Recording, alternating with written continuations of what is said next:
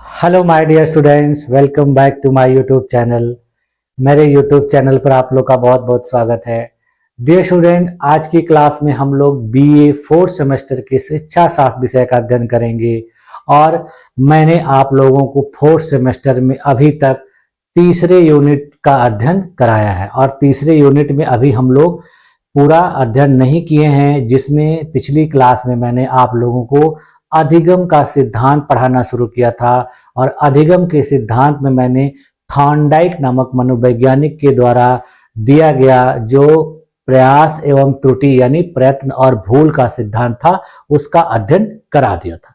तो यहाँ तक हम लोगों ने पिछली क्लासेस में अध्ययन कर लिया है। आज की क्लास में हम लोगों को उन्हीं अधिगम के सिद्धांतों में जो अगला सिद्धांत है, जिसको पावलोव नामक मनोवैज्ञानिक के द्वारा दिया गया था, जिसको हम लोग शास्त्रीय अनुबंधन का सिद्धांत या classical conditioning theory of learning के नाम से जानते हैं।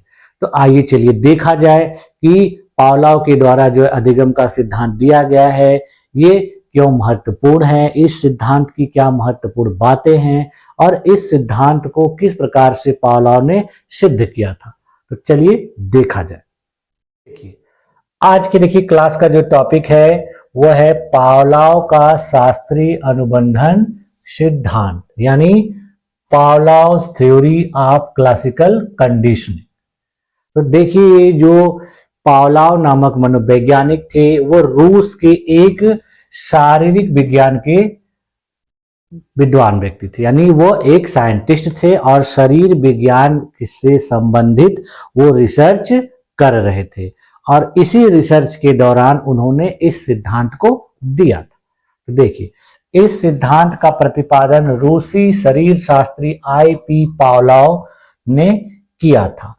इस सिद्धांत को सीखने का अनुकूलित अनुक्रिया सिद्धांत या अनुबंधित अनुक्रिया सिद्धांत कंडीशनल रिस्पांस थ्योरी भी कहा जाता है, या इसको शास्त्रीय अनुबंधन सिद्धांत कहिए या अनुकूलित अनुक्रिया सिद्धांत या फिर अनुबंधित अनुक्रिया सिद्धांत भी कहा जाता है। यह सिद्धांत देखिए क्या बताता है। इस सिद्धांत के अनुसार कहा जाता है कि प्रत्येक व्यक्ति या जीव कुछ जन्मजात प्राकृतिक प्रवृत्तियां, प्रतिक्रियाएं या अनुक्रियाएं रखता है तथा ये प्रवृत्तियां, प्रतिक्रियाएं या अनुक्रियाएं किसी उपयुक्त प्राकृतिक उद्दीपक के उपस्थित होने पर प्रकट होती हैं। यानी इन्होंने बताया कि हर मनुष्य के अंदर कुछ ऐसी प्राकृतिक चीजें होती हैं, कुछ मूल प्रवृत्तियां होती हैं, कुछ आदतें होती हैं जिसको वह व्यक्ति अपने द्वारा प्रदर्शित करता है और उसको प्रदर्शित करने के लिए कुछ ऐसी स्थितियां या परिस्थितियां होती हैं, जैसे ही वो उसके सामने आती हैं तो व्यक्ति उनको प्रदर्शित करता है। जैसे देखिए, सभी बच्चों में, बालकों में आप लोग को देखने को मिलता है कि जब वो किसी ऐसी चीज को देखते हैं, खाने पीने की चीजों को, तो उनको उसको खाने का मन करता है, उनके अंदर उसको लालच आती है। उसी प्रकार से देखिए, बहुत से ऐसे बच्चे हैं जो विभिन्न प्रकार के जीव जंतुओं को देखकर उनसे डरते हैं। तो डरना या फिर तेजी से जो शोर होता है तो उसको सुन के भी वो डर जाते हैं। तो ये सब चीजें जो होती हैं अपने आप स्वाभाविक होती हैं। उसी प्रकार से देखिए, बहुत से ऐसे लोग हैं कि कुछ चीजों को देखकर, कुछ कलर, कुछ रंग या कुछ ऐसी चीजें होती हैं जिसको देखकर उनको बहुत प्रसन्नता होती है, बहुत खुश होते हैं, और कुछ ऐसी चीजें होती हैं जिनको देखकर उनको घृणा होती है। तो इस प्रकार से बहुत सी ऐसी चीजें हैं जो मनुष्य के अंदर अपने आप होती हैं। ठीक है, आप देखिए, इसमें देखिए इन्होंने क्या कहा कि जैसे भूखे व्यक्ति के सामने भोजन आने पर मुंह में लार का आना या तेज शोर सुनने पर जीव का डर जाना प्राकृतिक या स्वाभाविक अनुक्रियाएं हैं। देखिए, इन्होंने कहा कि जब किसी व्यक्ति को भूख लगी हो और उसके सामने भोजन दिख जाए तो उसके मुंह से क्या होता है, लार टपकने लगती है। उसी प्रकार से जब किसी भी प्रकार की तेज शोर होती है, देखिए हम अचानक डर जाते हैं। जैसे देखिए दीपावली वगैरह में जब पटाखा छोड़ा जाता है तो बहुत से लोग उसकी आवाज को सुनकर डर जाते हैं। तो ये सब क्रियाएं क्या है, हमारे अंदर स्वाभाविक होती है। उसी प्रकार देखिए जब अचानक आप कहीं जा रहे हो, अचानक कोई आ जाता है सामने, तो भी आप डर जाते हो। तो ये सारी चीजें क्या है, अपने आप होती हैं, इसको किसी को करना नहीं पड़ता। इनका उपयुक्त उद्दीपक भोजन या शोर के सामने होने पर व्यक्ति के द्वारा इनको व्यक्त करना पूर्णतः स्वाभाविक है। जब ऐसी परिस्थितियां सामने आती हैं तो वो व्यक्ति उसी प्रकार की अनुक्रिया करता है। पावलोव ने देखा कि जब किसी अस्वाभाविक उद्दीपक यानी अननेचुरल स्टिमुलस को किसी स्वाभाविक उद्दीपक नेचुरल स्टिमुलस के साथ बार बार प्रस्तुत किया जाता है तो धीरे धीरे अस्वाभाविक उद्दीपक का स्वाभाविक उद्दीपक की स्वाभाविक अनुक्रिया के साथ संबंध जुड़ जाता है। तो देखिए ये जो थ्योरी है थोड़ा सुनने में बहुत लेंदी लगती है, लेकिन है बहुत इजी। तो अभी मैं इसको देखिए और भी क्लियर कर दूंगा। इसमें उन्होंने बताया कि किसी स्वाभाविक स्थिति पर व्यक्ति उसी प्रकार की अनुक्रिया करता है। जैसे भूखे व्यक्ति के सामने भोजन लाने पर व्यक्ति के मुंह से लार आने लगती है, तो स्वाभाविक है। लेकिन उन्होंने कहा कि जब कुछ ऐसी अस्वाभाविक चीजें भी उपस्थित की जाती हैं भोजन के साथ या स्वाभाविक स्थिति के साथ, तो व्यक्ति उसी प्रकार की अनुक्रिया करता है जैसा स्वाभाविक के होने पर करता है। तो इसको इन्होंने एक सिद्धांत के माध्यम से प्रूफ किया है, उस सिद्धांत को भी हम लोग देखेंगे। तो देखिए इन्होंने कहा कि बाद में केवल अस्वाभाविक उद्दीपक के प्रस्तुत होने पर व्यक्ति या जीव स्वाभाविक उद्दीपक की स्वाभाविक अनुक्रिया, जिसे अनुकूलित अनुक्रिया या अनुबंधित अनुक्रिया कहते हैं, देने लगता है। तब कहा जाता है कि व्यक्ति या जीव के लिए कोई अस्वाभाविक उद्दीपक अननेचुरल स्टिमुलस किसी अन्य स्वाभाविक उद्दीपक नेचुरल स्टिमुलस से अनुकूलित हो जाता है और फिर व्यक्ति उसी के अनुसार व्यवहार करने लगता है। अब देखिए पावलोव का प्रयोग, यानी पावलोव ने प्रयोग क्या किया, इस प्रयोग को देखने के बाद हम इस सिद्धांत को अच्छे तरीके से समझ जाएंगे।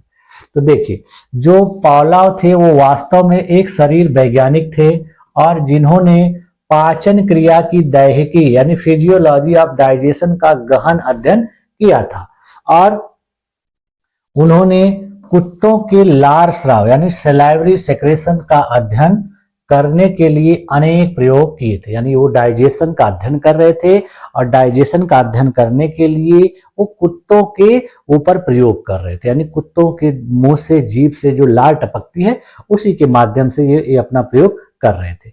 अपने प्रयोगों के दौरान संयोगवश उन्होंने पाया कि कुत्तों के लिए खाना लाने वाले नौकरों की पदचाप सुनकर कुत्तों के मुंह में लार आने लगते थे। उन्होंने देखा कि जब उनके यहाँ जो कुत्ते थे, उन कुत्तों को भोजन लाने वाले जो नौकर होते थे, तो वो नौकर की पैरों की आवाज सुनकर ही वो कुत्ते अपने मुंह से लार टपकाने लगे। तो उनको एक चीज समझ में आई कि भोजन अभी उनको मिला नहीं है, लेकिन भोजन के आने की जो आहट है उसको सुनकर ही उनके मुंह से लार टपक। तो उन्होंने इससे कंक्लूजन क्या निकाला कि उन्होंने यह देखा कि यदि किसी भूखे व्यक्ति को भोजन देने से पहले यदि कुछ क्रिया की जाती है, कुछ ऐसी चीजें वहां पर उपस्थित की जाती हैं और उसके बाद फिर भोजन दिया जाता है, तो एक समय ऐसा आएगा कि व्यक्ति बिना भोजन को सामने आए ही उस स्थिति या परिस्थिति को देखकर ही उसको मुंह से लार आने लगते। तो ये चीज उन्होंने देखा। देखिए अब उसको देखिए इन्होंने क्या कंक्लूजन निकाला कि खाना देखने या खाने से पूर्व ही लार आने की जो प्रक्रिया है उससे ही सीखने का शास्त्रीय अनुबंधन प्रक्रिया को पहचाना और उन्होंने सीखने के अनुकूलित अनुक्रिया सिद्धांत या अनुबंधित अनुक्रिया सिद्धांत का प्रतिपादन किया। यानी इस चीज को देखने के बाद उन्होंने ऑब्जर्व किया और फिर अपना यह सिद्धांत उन्होंने दिया था। देखिए पावलोव ने अपने प्रयोगों के आधार पर अनुक्रियाओं को दो भागों में विभाजित किया। उन्होंने देखिए कहा कि अनुक्रियाएं दो प्रकार की होती है, एक स्वाभाविक अनुक्रियाएं जो जन्मजात होती हैं और जैविकी प्रतिक्षेप क्रिया यानी फिजियोलॉजिकल रिफ्लेक्सेस होती है। दूसरा उन्होंने कहा ये कुछ ऐसी क्रियाएं होती हैं जो अस्वाभाविक होती हैं, जो व्यक्ति के द्वारा अर्जित या मनोवैज्ञानिक रूप से होती है।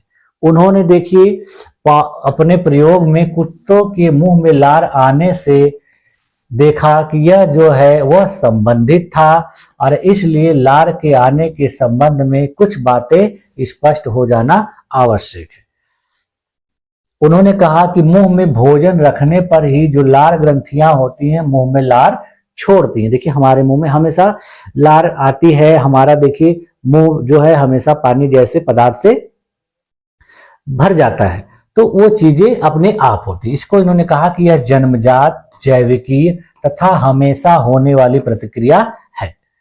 तो इसलिए उन्होंने भोजन को स्वाभाविक तथा अअनुबंधित उद्दीपक अनकंडीशनल स्टिमुलस के रूप में कहा, जबकि लार आने को अस्वाभाविक अथवा अअनुकूलित अनुक्रिया या अअनुबंधित अनुक्रिया के रूप में इन्होंने बताया। यानी इन्होंने कहा कि भोजन को देखकर मुंह में लार आ जाना वो एकदम स्वाभाविक प्रक्रिया है, किसी भी शर्त के अनुसार नहीं है। इसका मतलब कि वह अअनुबंधित है और भोजन भी अपने आप में एक स्वाभाविक उद्दीपक है जो अअनुबंधित है, यानी अनुबंधित नहीं है। आप देखिए उन्होंने कहा कि भोजन एक अअनुबंधित उद्दीपक यानी अनकंडीशनल स्टिमुलस इसलिए है क्योंकि इसकी अनुक्रिया किसी अन्य बात से संबंधित नहीं है। इन्होंने कहा कि यह अनकंडीशनल इसीलिए है या अअनुबंधित है क्योंकि इसको देखकर अपने आप ही व्यक्ति के मुंह में, बालक के मुंह में लार टपकना शुरू हो जाती थी, इसलिए यह एकदम स्वाभाविक क्रिया है। लार के आने को अअनुबंधित अनुक्रिया इसलिए कहा जाता है क्योंकि भोजन की उपस्थिति में यह प्राकृतिक, जन्मजात व स्वाभाविक क्रिया है जिसके लिए किसी विशेष दशा की आवश्यकता नहीं है। तो इन सारी चीजों को देखिए उनकी क्रियाविधि के अनुसार हम लोग देख सकते हैं। तो देखिए इसको सिद्ध करने के लिए उन्होंने क्या किया कि उन्होंने अपने प्रयोग के दौरान कुत्ते को भोजन देने से पूर्व घंटी की आवाज करनी प्रारंभ की। यानी इन्होंने एक पिंजरे में कुत्ते को बंद कर दिया और उसको कई बंधनों से बांध दिया था जिससे वो कुत्ता इधर उधर हिल नहीं सके, आगे पीछे न जा सके। तो उन्होंने उसको भोजन देने से पहले एक घंटी की आवाज की। तो उन्होंने देखा कि कुछ समय के बाद केवल घंटी की आवाज सुनकर ही कुत्ते के मुंह से लार टपकने लगी थी। तो उन्होंने इस बात का यह निष्कर्ष निकाला कि जब हम किसी स्वाभाविक वस्तु को या स्थिति को किसी व्यक्ति के सामने नहीं प्रदर्शित करते हैं, जबकि उससे पहले या उससे मिलती जुलती किसी स्थिति को उसके सामने प्रदर्शित करते हैं, तो वह उसी प्रकार की अनुक्रिया करता है। तो देखिए उन्होंने क्या किया कि अनेक बार ऐसा करने के बाद उसने केवल घंटी की आवाज की तथा कुत्ते का खाना नहीं दिया।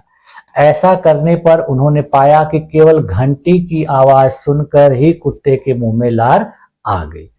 इससे देखिए पावलोव ने निष्कर्ष निकाला कि कुत्ते ने घंटी की आवाज को लार के आने से संबंधित या अनुबंधित कर लिया है। ठीक है, अब देखिए इसको दूसरे शब्दों में कहा जा सकता है कि कुत्ते ने सीख लिया है कि घंटी की आवाज भोजन आने का संकेत है तथा उनके मुंह में लार आ जाती है चाहे उसे भोजन नहीं मिलता। यानी कुत्ते ने देखा कि घंटी क्या है कि भोजन आने का एक संकेत है, यानी घंटी बज रही है इसका मतलब भोजन अब मिलेगा। तो इस तरीके से किसी भी बालक को, किसी भी बच्चे को कोई चीज यदि सिखानी है तो उसके पहले, सिखाने से पहले कुछ क्रियाएं की जाती हैं, कुछ स्थिति परिस्थिति उपस्थित की जाती है और फिर उस बालक को चीज सिखाई जाती है। तो बाद में कुछ समय के बाद उस बालक को कोई चीज सिखाना है तो केवल उस स्थिति की याद दिला देंगे तो वो बालक वैसा कार्य करने लगता है। अब देखिए उनका ये एक्सपेरिमेंट इस प्रकार से था। देखिए उन्होंने एक कुत्ते को इस तरीके से बांध कर रखा और उसके सामने देखिए एक छोटा सा प्लेट रख दिया, उसमें उन्होंने देखा कि उसकी लार टपक रही है। उसके सामने उन्होंने भोजन रखा, भोजन आने से पहले देखिए उन्होंने यहाँ पर एक घंटी रखी है और उस घंटी को जैसे ही बजाते हैं तो उसके मुंह से लार टपकना शुरू हो जाता है और फिर उसके थोड़ी देर के बाद उसको भोजन दे दिया जाता है। देखिए ये उनका ये प्रयोग है। इसमें देखिए यहाँ पर ये बर्तन रखा गया है, इसमें लार टपकेगी और इसको देखिए इन्होंने यहाँ से एक पाइप के द्वारा जोड़ दिया है जो लार है उसको मेजर करने के लिए। तो देखिए इस प्रकार से उन्होंने इस प्रयोग को किया था। इसमें देखिए कुत्ते को अच्छे तरीके से बांधा गया है कि वो इधर उधर न कर पाए। अब देखिए इस प्रयोग को इस तरीके से समझने पर और भी बेहतर तरीके से ये चीज क्लियर हो जाएगी, क्योंकि इसमें जो बातें हैं वो थोड़ी जटिल लग रही हैं, तो उन चीजों को क्लियर कर लिया। देखिए इसमें देखिए क्या गया है कि इसमें बताया गया है कि केवल घंटी जब बजाई जाती है तो कुत्ते के द्वारा किसी भी प्रकार की कोई प्रतिक्रिया नहीं की जाती। यानी घंटी क्या हो गई? कंडीशनल स्टिमुलस, यानी कोई भी अनुबंधित स्थिति हो गई तो उसके द्वारा कोई प्रतिक्रिया नहीं हो रही है। लेकिन भोजन को जब उपस्थित किया जा रहा है तो कुत्ते के मुंह से लार आने लग रही। तो ये देखिए क्या चीजें हैं कि अनुबंधन से पूर्व की जो अवस्था, यानी अनुबंधन अभी नहीं हुआ, उसके पहले की स्थिति है। भोजन देने पर लार टपक रही, लेकिन केवल घंटी बजाने से कुछ नहीं हुआ। बाद में देखिए क्या हुआ कि घंटी बजाई गई और उसके कुछ देर के बाद भोजन लाया गया तो देखा गया कि लार उसके मुंह से टपक रही। तो ये क्या हो गया? अनुबंधन के दौरान, यानी देखिए इन दोनों का आपस में क्या किया गया? अनुबंधन कर दिया गया, दोनों को जोड़ दिया गया। दोनों को जोड़कर जब उसके सामने उपस्थित किया गया तो उसके मुंह से लार आने लगी। तो बाद में देखिए इस चीज को उन्होंने कई बार करके देखा और फिर लास्ट में एक ऐसी सिचुएशंस आई कि केवल घंटी की आवाज से ही लार टपकना शुरू हो गया। तो ये चीजें क्या थी? अनुबंधन के बाद हुई। यानी पहले केवल घंटी बजाई गई तो कोई प्रतिक्रिया नहीं हुई, लेकिन घंटी के साथ भोजन दिया गया और फिर बाद में केवल घंटी बजाई गई तो उसके द्वारा लार मुंह से टपकने लगा। ठीक है, इसको देखिए ऐसे भी देख सकते हैं कि देखिए भोजन के द्वारा या भोजन को देखकर किसी व्यक्ति के मुंह में, बालक के मुंह में लार आ जाती है।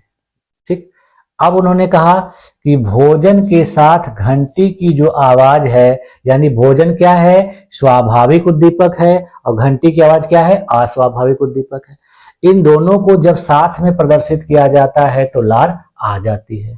बाद में केवल घंटी की ही आवाज होती है, फिर भी उसके मुंह से लार आ जाती है। तो इससे उन्होंने क्या निष्कर्ष निकाला कि यह जो घंटी की आवाज है वो जो कुत्ते के मुंह से लार आ रही है उसके साथ क्या किया जा रहा है? इसका अनुकूलन हो जा रहा है, यानी अनुबंधन हो जा रहा है। और यही चीज है जो बच्चों को किसी ऐसे काम को सिखाने के लिए उपयोग की जाती है जिसमें उनको शुरू में वो चीज दे दी जाती है और जिससे वो काम करने लगते हैं। फिर बाद में वो चीज नहीं भी दी जाती है तो भी वो काम करने लगते हैं। तो देखिए अब उन्होंने कहा कि देखिए इस भोजन क्या है? स्वाभाविक उद्दीपक है और लार आना स्वाभाविक अनुक्रिया है। बाद में देखिए अस्वाभाविक उद्दीपक मतलब जो है घंटी है और स्वाभाविक उद्दीपक भोजन है। इसको जब साथ में उपस्थित किया जा रहा है तो उसके लिए स्वाभाविक अनुक्रिया यानी लार आना शुरू हो जा रहा है। अब देखिए बाद में केवल घंटी यानी अननेचुरल स्टिमुलस को उपस्थित किया जा रहा है तो भी लार आ रही है। तो यानी उन्होंने बताया कि इससे इसके बीच में एक अनुबंधन हो जा रहा है, अनुकूलन हो जा रहा है, रिलेशन स्थापित हो जा रहा है, जिसकी वजह से कुत्ते के द्वारा मुंह से लार टपक रही। ठीक, तो इस सिद्धांत का देखिए क्या कंक्लूजन निकल के आ रहा है कि इस प्रयोग से स्पष्ट है कि जब अस्वाभाविक उद्दीपक अननेचुरल स्टिमुलस को किसी स्वाभाविक उद्दीपक नेचुरल स्टिमुलस के साथ बार बार प्रस्तुत किया जाता है तो इस अस्वाभाविक उद्दीपक में स्वाभाविक उद्दीपक के गुण आ जाते हैं तथा केवल अप्राकृतिक उद्दीपक के प्रस्तुत करने पर ही जीव संबंधित स्वाभाविक उद्दीपक की अनुक्रिया देने लगता है। क्लासिकल अनुबंधन की प्रक्रिया का अध्ययन करने के लिए पावलोव के प्रसिद्ध प्रयोग के उपरांत पशुओं एवं बच्चों पर भी अनेक प्रयोग किए गए, यानी इस सिद्धांत का अध्ययन किया गया और उसके बाद फिर इसी तरह का प्रयोग अन्य पशुओं पर भी किया गया और कुछ बच्चों पर भी किया गया। और इसके लिए जो व्यवहारवाद के जनक थे वाटसन, उन्होंने पावलोव के सिद्धांत का भी प्रबल समर्थन किया। तो इस तरीके से देखिए क्या स्पष्ट हो जाता है कि इस सिद्धांत में वस्तुतः उद्दीपक संबंध तथा प्रतिस्थापन की प्रक्रिया के द्वारा प्रत्युत्तर व्यवहार का अनुबंधन समाहित हो जाता है। इस सिद्धांत के द्वारा देखिए पावलोव ने 4 मुख्य बातों को बताया, 4 इसके मुख्य अंग हैं। क्या क्या है? पहला है स्वाभाविक उद्दीपक, यानी अनकंडीशनल स्टिमुलस, जिसको शॉर्टकट में यूसीएस कहा जाता है। उसके बाद उन्होंने बताया स्वाभाविक अनुक्रिया, यानी अनकंडीशनल रिस्पॉन्स, यूसीआर। फिर उन्होंने बताया अनुबंधित उद्दीपक, यानी कंडीशनल स्टिमुलस, यानी सीएस। फिर चौथी चीज इन्होंने बताई अनुबंधित अनुक्रिया, यानी कंडीशनल रिस्पॉन्स, जिसको सीआर के रूप में लिखा जा सकता है। इस प्रकार से इस सिद्धांत में इन्होंने इन्हीं बातों को बताया है। देखिए इसको हम लोग यूसीएस, यूसीआर, सीएस, सीआर के संकेत अक्षरों से लिख और समझ सकते हैं। घंटी की आवाज को अनुबंधित यानी सीएस तथा लार को अनुबंधित अनुक्रिया सीआर कहेंगे। कुत्ते के समान बालक और व्यक्ति भी संबंध सहज क्रिया द्वारा सीखते हैं। देखिए पके हुए आमों या मिठाई को देखकर बालकों के मुंह में पानी आ जाता है। उल्टी करना अनेक व्यक्तियों में सहज क्रिया है, पर अनेक में यह संबंध सहज क्रिया है। कुछ लोगों को ऊंचाई पर चढ़ने पर या फिर चक्कर घूमने में या फिर बड़े वाले झूले पे झूलाने में देखिए अपने आप ऑटोमेटिक उल्टी आ जाती है। कुछ लोगों को इस तरह की चीजों को नहीं करने पर, बस केवल उसका आभास होने पर ही ऐसा फीलिंग होने लगता है। तो यही इन्होंने कहा कि यह कभी कभी संबंध सहज क्रिया के रूप में भी होती है। जैसे देखिए पहाड़ पर बस में यात्रा करते समय कुछ व्यक्ति उल्टी करने लगते हैं, जबकि उनमें से कुछ ऐसे भी होते हैं जिनको यात्रा आरंभ होने से पहले ही वॉमिटिंग या उल्टी होने लगती है। तो कुछ लोग दूसरों को उल्टी करते हुए देखकर उल्टी करने लगते हैं, यानी कुछ लोग जैसे कोई व्यक्ति उनके बगल में वॉमिटिंग कर रहा है तो उनको भी अपने आप वॉमिटिंग आनी शुरू हो जाती। तो ये सारी चीजें जो है इसी सिद्धांत के द्वारा सिद्ध होती। देखिए अब इसमें अनुबंधन की दशाएं क्या है, ये अनुबंधन किस प्रकार से होता है, कंडीशंस फॉर कंडीशनिंग। ठीक है, अब देखिए इस सिद्धांत के द्वारा हम लोग बहुत सारे कंक्लूजन भी निकाल सकते हैं कि जैसे देखिए बहुत से ऐसे बालक होते हैं जो कोई गलत काम करते हैं तो गार्जियन के द्वारा उनको डांटा जाता है, कुछ गार्जियन जो है उनको एक आध थप्पड़ लगा देते हैं। तो बालक को लगता है कि मैं यह गलत काम करूंगा तो उसके वजह से मुझे मार खाना पड़ेगा या डांट सुननी पड़ेगी। तो बाद में भविष्य में जब बालक कोई गलत काम करने जाता है तो उसको यदि कह दिया जाए उनके घर में, मान लो उनकी मम्मी के द्वारा किसी के द्वारा कि ऐसा करोगे तो पापा से बोल दिया जाएगा, तो वो बच्चा उस चीज को सुनकर ही वो काम को नहीं करता है। तो ये सिद्धांत से ही सिद्ध होता है। उसी प्रकार से देखिए क्लास में जब कोई स्टूडेंट गलत काम करता है या कुछ होमवर्क वगैरह नहीं करता है तो टीचर उसको डांटते हैं, या उसको कभी कभी पहले देखिए क्या होता था कि टीचर्स के द्वारा बच्चों को मारा भी जाता था। तो जब उस बच्चे को उस काम के न करने पर दंड दे दिया गया तो बाद में उसको हमेशा याद रहता है कि मैं यह चीज नहीं करूंगा तो मुझे दंड मिलेगी। तो इन सारी चीजों को इस सिद्धांत के द्वारा सिद्ध किया जा सकता है। उसी प्रकार से देखिए कि बहुत से ऐसे बच्चे होते हैं, छोटे छोटे बच्चे, कि कुछ ऐसे जानवरों को देख के डर जाते हैं, जैसे बिल्ली हो गई या कुत्ते हो गए। तो बाद में क्या होता है कि कुछ लोग उन जानवरों को उसके सामने नहीं उपस्थित करते हैं, फिर भी यदि उसकी आवाज निकालते हैं, उसी तरह से आवाज करते हैं तो बालक उस आवाज को सुन के भी डर जाता है। और भी प्रयोग देखिए, जैसे देखिए छोटे बच्चे होते हैं कि जब उनको भूख लगती है तो उनको दूध दिया जाता है, दूध पिलाने पर वो चुप हो जाते हैं। लेकिन क्या होता है कभी कभी कि जैसे दूध देने से पहले ही यदि कोई गार्जियन है और वो उस बर्तन को चम्मच से बजाए तो वो बालक सोचता है कि अब मुझे दूध मिलेगा, क्योंकि उस आवाज को सुनकर उसको लगता है कि दूध मिलता है। तो जब कभी दूध नहीं भी रहे, यानी दूध खत्म हो गया या दूध देने में टाइम हो, तो उस बर्तन को ही केवल बजाया जाता है, तो उसको सुनकर भी बच्चे कुछ देर के लिए चुप हो जाते हैं। तो यही सारी चीजें जो है इस सिद्धांत के द्वारा सिद्ध होती। उसी प्रकार से देखिए और बहुत सारे उदाहरण हैं कि जब किसी बालक के साथ या किसी व्यक्ति के साथ कोई घटना हुई रहती है और उस घटना के द्वारा उसको बहुत कुछ नुकसान हुआ रहता है, तो जब व्यक्ति को उस घटना की केवल याद दिलाई जाती है तो उसको पहले का सब कुछ एकदम सामने दिखने लगता है। तो यह भी इसी सिद्धांत के द्वारा ही सिद्ध, यानी वो घटना उसके साथ दोबारा नहीं हो रही है, लेकिन केवल उस घटना का याद आने पर भी वो व्यक्ति उन सारी चीजों को एकदम लगता है कि उसके सामने प्रत्यक्ष रूप से प्रदर्शित हो रही। तो ये सारी चीजें जो है इसी सिद्धांत से निकलकर आती हैं। इनका उपयोग देखिए कक्षा में बालकों को बहुत सी गलत आदतों को छुड़ाने के लिए किया जाता है, नई नई चीजों को सिखाने के लिए किया जाता है। कि जब कोई बालक अच्छा काम करता है और होमवर्क अच्छा करता है, जवाब अच्छा देता है, तो टीचर के द्वारा उसको प्रोत्साहित किया जाता है, उसको विभिन्न प्रकार के, मान लीजिए कोई संकेत रूप में कोई पुरस्कार दे दिया गया, तो या फिर उसकी कॉपी पर वेरी गुड लिख दिया गया, तो इससे बालक को लगता है कि मैं अगर अच्छा करूंगा तो मुझे बार बार इसी प्रकार से टीचर के द्वारा प्रोत्साहन मिलेगा और मुझे क्लास में सबके सामने टीचर के द्वारा हमारी बड़ाई की जाएगी, तो उससे उसको बहुत खुशी मिलती है। तो जब जब वो इन सब चीजों को करता है तो उसको यही लगता है कि मैं ये चीज करूंगा तो मुझे टीचर के द्वारा प्रशंसा मिलेगी। अब बाद में फिर एक ऐसा समय आता है कि उस बालक को प्रशंसा की जरूरत भी नहीं पड़ती है और वो चीजों को करना सीख जाता है। तो यही सारी चीजें इस सिद्धांत से निकलकर आती।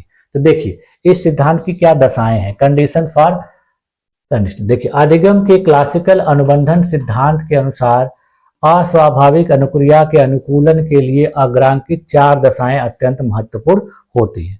इसमें देखिए क्या होना चाहिए, स्वाभाविक उद्दीपक और अनुक्रिया का एक निश्चित क्रम होना चाहिए। दूसरी चीज, पहले अस्वाभाविक उद्दीपक एवं तदुपरांत स्वाभाविक उद्दीपक प्रस्तुत करना चाहिए तथा इसके उपरांत अनुक्रिया होनी चाहिए। देखिए इन्होंने कहा कि इस सिद्धांत को प्रूफ करने के लिए, इस सिद्धांत का उपयोग करने के लिए पहले क्या करना चाहिए कि स्वाभाविक उद्दीपक को उपस्थित करना चाहिए। जब स्वाभाविक चीज उपस्थित होगी तो अनुक्रिया स्वाभाविक होगी। फिर इन्होंने कहा कि बाद में अस्वाभाविक उद्दीपक को पहले प्रस्तुत कर दिया जाए और उसके जस्ट थोड़े देर के बाद स्वाभाविक उद्दीपक को प्रस्तुत किया जाए, तो अनुक्रिया जो होगी वो स्वाभाविक होगी। ठीक, उन्होंने कहा कि अस्वाभाविक उद्दीपक की प्रस्तुति के लगभग आधा सेकेंड के उपरांत स्वाभाविक उद्दीपक को प्रस्तुत किया जाए, ज्यादा डिले नहीं होना चाहिए, क्योंकि ज्यादा डिले हो जाएगा तो फिर वो अनुक्रिया नहीं हो पाएगी। क्योंकि अगर मान लीजिए घंटी पहले बजा दी गई और भोजन बहुत देर के बाद आ रहा है तो उससे कोई रिलेशन नहीं स्थापित होगा। तो घंटी केवल बजने से कोई भी क्रिया अनुक्रिया नहीं होगी। तो घंटी बजने के जस्ट बाद ही यदि भोजन मिल जा रहा है तो फिर उससे संबंध स्थापित हो जाता है, जुड़ जाता है। यदि किसी बालक को देखिए, कोई टीचर अगर कह रहा है कि मैं तुम्हें एक थप्पड़ लगाऊंगा या फिर मैं तुम्हें इसके लिए दंड दूंगा, तो यदि वो कह के ही रह जा रहा है और दंड नहीं दे रहा है तो उससे क्या होगा बच्चों को कि वो सोचेंगे कि टीचर केवल ऐसे कहते ही हैं, दंड देते नहीं है। लेकिन कहने के बाद यदि एक बार दंड दे दिया गया तो फिर उसको बार बार लगेगा कि नहीं, टीचर यदि गुस्सा होंगे तो वो हमको मार भी सकते हैं। तो ये बातें इसमें होती। देख, यदि यह समय अंतराल कम या अधिक होता है तो सीखना प्रभावशाली नहीं होता है। स्वाभाविक उद्दीपक को अस्वाभाविक उद्दीपक से अधिक शक्तिशाली होना चाहिए। अब जैसे देखिए बताया जा रहा है कि घंटी जो है वो कोई महत्वपूर्ण नहीं है, लेकिन घंटी से ज्यादा महत्वपूर्ण क्या है? भोजन। तो घंटी क्या है? अस्वाभाविक उद्दीपक है और भोजन क्या है? स्वाभाविक है। तो भोजन ज्यादा महत्वपूर्ण होना चाहिए। यानी बच्चे को भूख लगी है तो उसको भोजन जरूरत है, तो घंटी बजने के बाद भोजन मिले। यदि पता चले कि घंटी महत्वपूर्ण हो और भोजन महत्वपूर्ण ना हो तो फिर वो अनुक्रिया नहीं करे। यानी यदि किसी बच्चे को भूख ही न लगी हो और केवल उसको घंटी बजाने के बाद भोजन दिया जाए तो उस चीज पर वो ध्यान नहीं देगा और उससे उसको किसी भी प्रकार की अनुक्रिया नहीं होगी। देख, यदि अस्वाभाविक उद्दीपक अधिक शक्तिशाली होगा तो जीव स्वाभाविक उद्दीपक पर कोई विशेष ध्यान नहीं देगा। अस्वाभाविक उद्दीपक को स्वाभाविक उद्दीपक के साथ अनेक बार दोहराना होता है, तब ही अनुबंधन होगा एवं अस्वाभाविक उद्दीपक में स्वाभाविक उद्दीपक के गुण आ जाते हैं। अनुबंधन के समय उपयुक्त परिस्थितियां होनी चाहिए, तब जाके यह चीज सिद्ध हो पाएगी। देखिए, इसको हम दूसरे शब्दों में भी इस प्रकार कह सकते हैं कि अनुबंधन के समय कोई अन्य बाह्य अवरोध उपस्थित नहीं होना। यानी इस तरीके से यदि देखिए कहा जा रहा है कि इस तरह के जब हो तो उसमें बीच में कोई बाधा नहीं आनी चाहिए। यानी यदि किसी स्टूडेंट को डांटा जा रहा है, उसको दंड दिया जा रहा है, तो उसमें कोई बाधा नहीं आनी चाहिए। यानी ऐसा नहीं है कि टीचर दंड देते समय हंस दे या फिर कोई और स्टूडेंट, तो उससे क्या होगा कि ये क्रिया बाधित हो जाए। तो उसको सीरियसली करना होगा। जब सीरियसली करेंगे तभी वो सही तरीके से हो। तो देखिए, अस्वाभाविक उद्दीपक उपस्थित किया गया, उसके आधा सेकंड के बाद स्वाभाविक उद्दीपक को प्रस्तुत किया जाएगा और फिर अनुक्रिया सही तरीके से हो। ठीक, तो यही इस सिद्धांत से निकलकर बातें आती। अब देखिए, इस सिद्धांत के द्वारा कुछ जो उप सिद्धांत यानी प्रिंसिपल ऑफ कंडीशनिंग भी इसमें उपस्थित हुई हैं, जिनको इस तरीके से देखिए हम प्रस्तुत कर सकते हैं। जिसमें देखिए सबसे पहले क्या चीज होती है? एक्साइटेशन यानी उत्तेजन। अनुबंधित उद्दीपक को देखिए प्राकृतिक उद्दीपक के साथ बार बार प्रस्तुत करने पर अनुबंधन के फलस्वरूप प्राणी में उत्तेजना उत्पन्न हो जाती है और उसे अनुबंधित अनुक्रिया करने के लिए तत्पर कर देता है। यानी उस वस्तु को उपस्थित करने पर उसके सामने उसके अंदर एक्साइटमेंट आती है और एक्साइटमेंट आने पर ही वह कार्य करता है। यदि देखिए किसी भी व्यक्ति के सामने कोई ऐसी चीज उपस्थित की जाए या किसी बालक के सामने ऐसी चीज उपस्थित की जाए जिसका उसके लिए कोई महत्व ही ना हो, तो आप कितना भी उसको चीज दिखाएंगे उसके प्रति कोई उत्क्रिया नहीं करेगा। यानी वो उससे प्रभावित नहीं होगा। लेकिन वो चीज यदि उसके लिए इंपॉर्टेंट है तो वो उसके प्रति अनुक्रिया करेगा। दूसरी चीज क्या है? विलोपन, एक्सटिंक्शन। देखिए, अनुबंधन के उपरांत जब अनुबंधित उद्दीपक के उपरांत प्राणी को प्राकृतिक उद्दीपक अनेक बार नहीं दिया जाता है तो धीरे धीरे प्राणी अनुबंधित अनुक्रिया करना बंद कर देता है। यानी ऐसा करने के बाद उसको अस्वाभाविक के साथ साथ स्वाभाविक चीज नहीं मिलती है तो बाद में वह उसके प्रति अनुक्रिया करना बंद कर देता है। अब देखिए अगली चीज क्या है? स्वतः पुनर्लाभ यानी स्पॉन्टेनियस रिकवरी। विलोपन के कुछ समयोपरांत यदि प्राणी के समक्ष अनुबंधित उद्दीपक कंडीशनल स्टिमुलस को पुनः प्रस्तुत किया जाता है तो कभी कभी प्राणी अनुबंधित अनुक्रिया को देना पुनः प्रारंभ कर देता है। ठीक, इसके अलावा देखिए उद्दीपक सामान्यीकरण, स्टिमुलस जनरलाइजेशन की प्रक्रिया होती है। एक बार अनुबंधन स्थापित होने के उपरांत प्राणी अनुबंधित उद्दीपक कंडीशनल स्टिमुलस से मिलते जुलते सिमुलर अन्य उद्दीपकों के प्रति भी प्रायः उसी ढंग से अनुक्रिया करता है। यानी उस तरह से मिलते जुलते भी उद्दीपक उसके सामने उपस्थित किए जाएंगे तो भी व्यक्ति अनुक्रिया उसी प्रकार की करता है। देखिए, उद्दीपक विभेदन भी होता है। इसमें उद्दीपक के प्रयासों की संख्या बढ़ाने पर प्राणी मूल अनुबंधित उद्दीपक तथा अन्य समान उद्दीपकों में धीरे धीरे विभेद करने लगता है। यानी यदि उनकी संख्या को बढ़ा दिया जाएगा तो फिर उसके मन में आएगा कि कौन सी चीज मेरे लिए अच्छी है, कौन सी कम अच्छी है। तो जो चीज उसको ज्यादा सही लगेगी, उचित लगी, उसी के प्रति अनुक्रिया करेगा और जो चीज उसके लिए महत्वपूर्ण नहीं रहेगी उसके प्रति किसी भी प्रकार की अनुक्रिया नहीं करेगा। तो देखिए उसी प्रकार से बालकों के साथ भी होता है कि बहुत से टीचर बालकों को पढ़ाते हैं लेकिन बालक हर टीचर से प्रभावित नहीं होता है। कुछ ऐसे टीचर होते हैं जो उसको बहुत ज्यादा प्रभावित करते हैं और बाद में भविष्य में जब वो बालक बड़ा हो जाता है तो उस प्रकार की क्रिया कोई यदि करता है या उस टीचर की बात कोई बताता है या उस टीचर का नाम भी लेता है तो उस बालक को उसके द्वारा किए गए व्यवहार की याद आ जाती है। तो ये चीजें इसमें बताई जा रही। अब देखिए वाह्य अवरोध यानी अनुबंधन के दौरान यदि कोई नया उद्दीपक अनुबंधित उद्दीपक के साथ प्रस्तुत किया जाता है तो पूर्व अनुबंधन की प्रक्रिया कुछ धीमी या अवरुद्ध हो जाती है। दूसरी चीज क्या है अगली, कालिक क्रम यानी टेम्पोरल सीक्वेंस। अनुबंधन के लिए अनुबंधित उद्दीपक तथा स्वाभाविक उद्दीपक के बीच समय अंतराल के बढ़ाने पर अनुबंधन कमजोर होने, यानी इनके बीच में गैपिंग नहीं होनी चाहिए, तुरंत थोड़े देर के बाद उस चीज को उपस्थित कर दे। जैसे देखिए उन्होंने घंटी बजाई और भोजन देर से दिया होता तो हो सकता है कि कुत्ते के द्वारा किसी भी प्रकार की अनुक्रिया नहीं हो, लेकिन घंटी बजी और उसके थोड़ी देर बाद भोजन उपस्थित हो।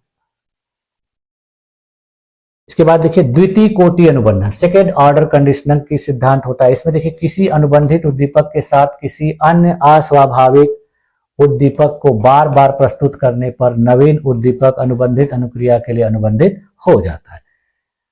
और लास्ट में क्या निकल के आता है, पुनर्बलन, यानी अनुबंधन को पुनर्बलित करने के लिए यह महत्वपूर्ण है कि अनुबंधित उद्दीपक के साथ साथ स्वाभाविक उद्दीपक भी बीच बीच में दिया जाता रहे। ऐसा नहीं है कि केवल अस्वाभाविक से ही क्रिया बीच बीच में देना पड़ेगा। यानी मान लीजिए कि आपने किसी बच्चे से कोई काम करवाया और उसके लिए उसको पुरस्कार दिया, तो आपने पहले पुरस्कार दिया फिर उससे काम करवाया, लेकिन या जैसे देखिए छोटे बच्चों से कुछ करवाना होता है तो लोग क्या कहते हैं कि ये कर दो, तुम्हें मैं चॉकलेट दूंगा, टॉफी दो।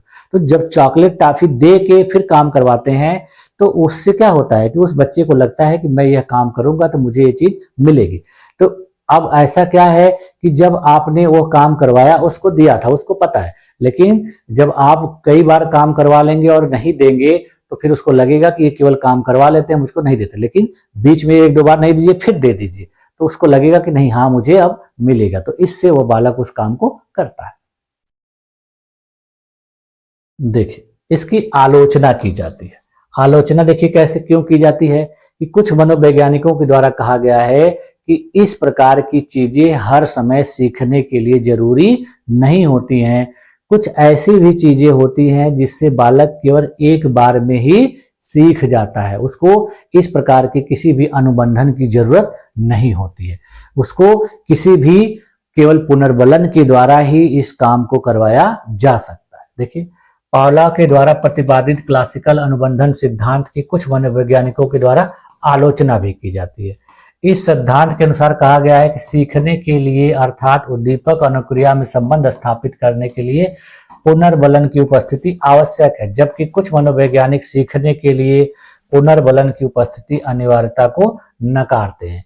कुछ लोग कहते हैं कि बिना पुनर्बलन या बिना प्रोत्साहन के भी बहुत सी ऐसी चीजें हैं जो सीखी जाती हैं, बालक सीख जाता है भले ही उसको किसी भी प्रकार का प्रोत्साहन या पुनर्बलन नहीं दिया जाए। ठीक है, बहुत से ऐसी चीजें होती हैं जो हम अपने अनुभवों के द्वारा ही सीख जाते हैं, अपने बुद्धि दिमाग का उपयोग करके सीख जाते हैं, भले से हमको कोई उसमें हमारी शाबाशी या हमको प्रोत्साहन न दे। देखिए इस सिद्धांत के अनुसार सीखने की प्रक्रिया में जो सीखने वाला होता है पूर्णतः निष्क्रिय भूमिका अदा करता है, जो कि अनेक मनोवैज्ञानिकों को स्वीकार नहीं है। इसके देखिए इसमें उन्होंने क्या किया था कि उस कुत्ते को चारों तरफ से बांध दिया था, इसका मतलब क्या है कि उसको निष्क्रिय बना दिया था, तो वो निष्क्रिय था इसलिए उसके द्वारा ऐसा क्रिया किया। लेकिन कहा जाता है कि जो बालक होता है, जो मनुष्य होता है, वो निष्क्रिय नहीं होता है, वो एक्टिव होता है, वो अपनी इच्छानुसार हो सकता है कि किसी काम को करे चाहे ना करे, उसको करने से मना कर दे। देखिए सीखने की प्रक्रिया में पुनरावृत्ति पर अत्यधिक बल देने की भी कुछ मनोवैज्ञानिकों ने यह कहते हुए आलोचना की है कि अनेक बार व्यक्ति केवल एक ही बार में सीख लेता है, कि बहुत सी ऐसी चीजें होती हैं जिसमें दोबारा करने की जरूरत नहीं होती, एक ही बार में सीख जाता है। जैसे देखिए कोई छोटे बच्चा है, अगर वो किसी चीज से जैसे देखिए मान लीजिए जल गया या गर्म चीज उसको हाथ से टच हो गई, तो वो उस तरह से दोबारा किसी चीज को टच नहीं करेगा। यानी देखिए आग, अगर एक बार बच्चे को किसी आग, जैसे आजकल देखिए ठंड में लोग आग सेकते हैं, तापते, तो बच्चा एक बार अगर जल जाता है तो दोबारा फिर उस आग के पास नहीं जाता है। तो इस तरह से जो चीजें होती हैं वो एक ही बार में सीख। यदि बच्चा देखिए कोई बच्चा है, अगर कहीं से गिर गया, साइकिल चला रहा है, पेड़ पे चढ़ रहा है, तो दोबारा उस चीज का नाम सुनते ही वो डर जाता है, दोबारा उस चीज को नहीं करता।